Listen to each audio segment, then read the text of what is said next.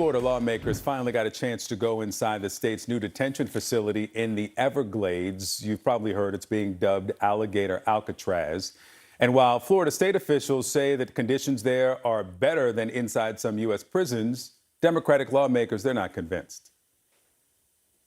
What we saw, the conditions that we saw inside this internment camp, which it is nothing less than that description, were really appalling.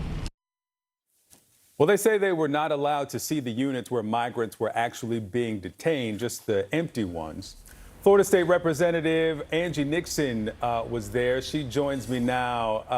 Representative Nixon, what stood out to you most? What did you see? What stood out, thanks for having me, Victor. What stood out to me the most was going into the caged facility and witnessing where they housed over 32 grown men together with only 3 toilets, and those toilets were the same places that the folks would get their water from. And it was really appalling and disheartening to see. Not only that, but the director of Florida, the Department of Emergency Management, he was very evasive in his questioning.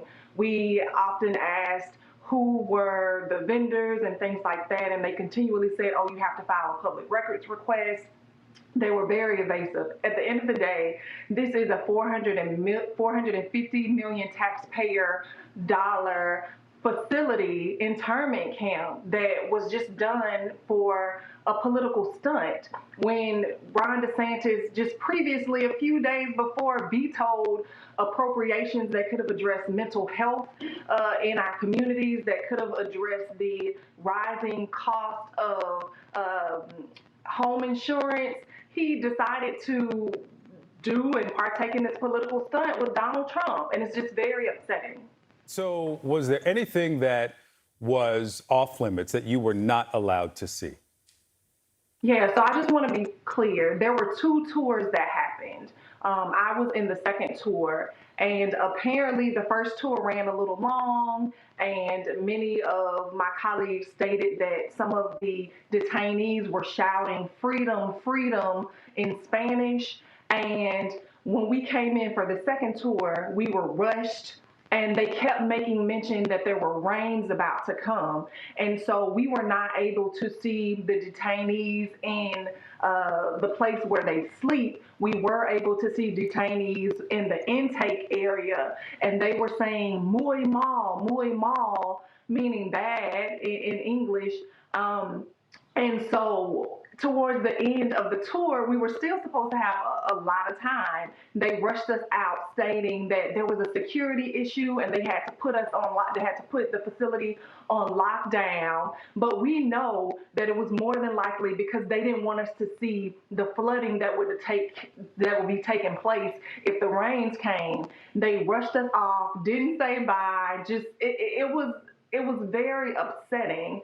And the fact that we are hearing reports from multiple families that go against everything that the directors and the vendors were saying in regards to them not having access to food, not having access to showers. And it just shows that they have a lot to hide, which is why me and 4 other lawmakers decided to file a lawsuit, because Ron DeSantis and his administration continually overreaches. They continually lack transparency. The fact that Ron DeSantis and Donald Trump are now offering these no-bid contracts to throw up these makeshift detention centers, these makeshift internment camps, should put us all on notice as Americans that this is not the type of America we want to see. Yeah, that was my question to you, that you're in the same predicament as congressional Democrats in the minority in the legislature. And so with this information that you have gained, with the knowledge you have after the tour, what do you do with it? Yes. So we filed a lawsuit because it is our statutory right to be able to pop up these facilities. pop up at these facilities unannounced. And initially on last week, they blocked me and 4 other legislators from coming into the facility. And so we are suing Ron DeSantis, James Utmeyer, who is an appointed, not elected attorney general, because of the things that they're doing here. We feel that they have a lot of things that they are hiding. And look, at the end of the day, this was simply a hyper curated, super sanitized field trip.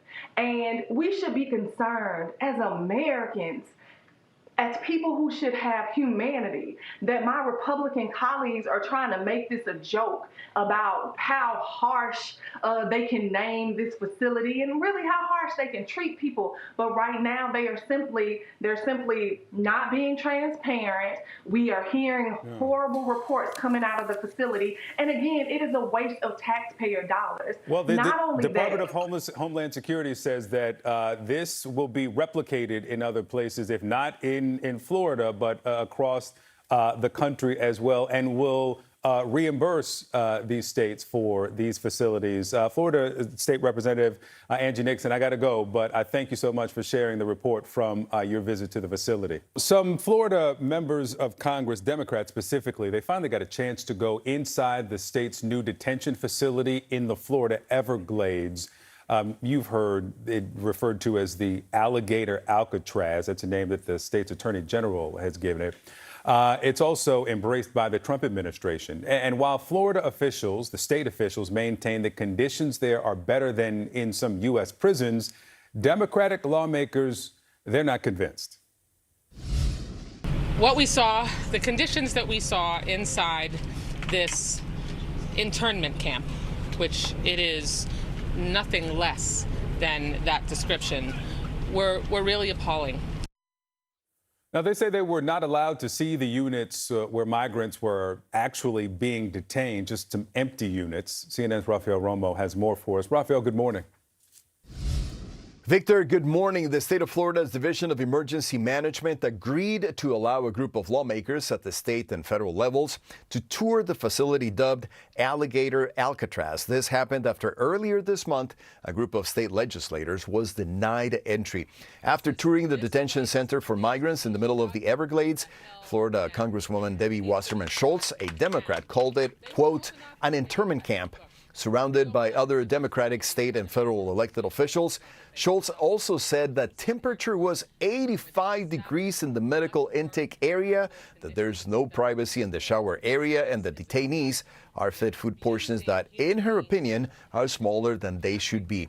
Another lawmaker called it a, quote, cruel political stunt, while Wasserman Schultz added that there were bugs everywhere. The Florida representative also said she's concerned about the amount of people being held in every holding unit. Let's take a listen. The only thing inside those cages are their bunk beds, and there are 3 tiny toilets that are toilet units that have a sink attached to it. So they essentially drink, they get their drinking water, and they brush their teeth where they poop. On Thursday, Florida Governor Ron DeSantis said people need to remember that Alligator Alcatraz is not a hotel. DeSantis also said that all the standards are a lot higher than what was even required. A Republican Florida state senator who also toured the facility Saturday agrees with the governor. The rhetoric does not match the reality from what you guys have been hearing from, I would say, Democrats, especially congressional Democrats. It's actually a very well-run facility. The idea that the detainees are in there and they're in squalid conditions is just not accurate.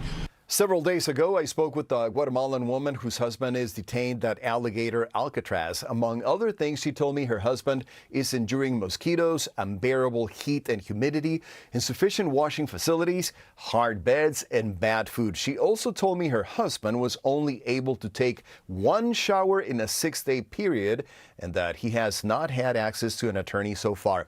In a statement published on X, the Department of Homeland Security said that ICE has higher detention standards than most U.S. prisons that hold actual U.S. citizens. All detainees are provided with proper meals, medical treatment, and have opportunities to communicate with lawyers and their family members. Earlier this month, Florida officials said the Migrant Detention Center has capacity for 3,000 people. Victor, now back to you. Rafael Romo, thank you for the report.